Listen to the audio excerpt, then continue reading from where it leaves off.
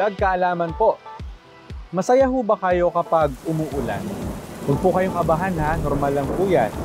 Dahil ang tawag po sa mga taong masaya kapag umuulan ay mga pluviophiles.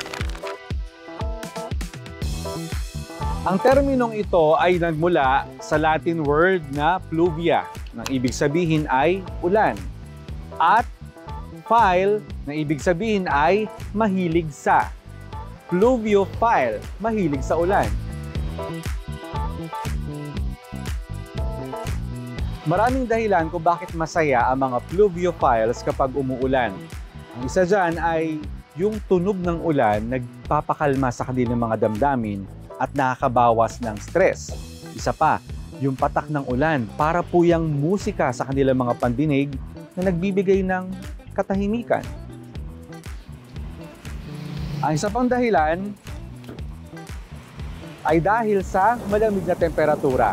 Kapag umuulan kasi, medyo lumalamig at mas masarap sa pakiramdam para sa mga pluviophiles ang malamig na panahon.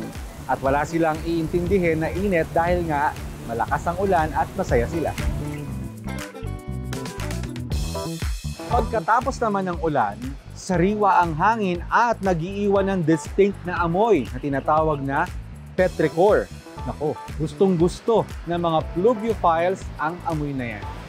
At para sa iba, ang ulan po ay nagbabalik ng alaala. Nagkakaroon po ng pagkakataon ng mga pluviophiles na makapagmuni-muni. At ito ay nagbibigay sa kanila ng positibong damdamin.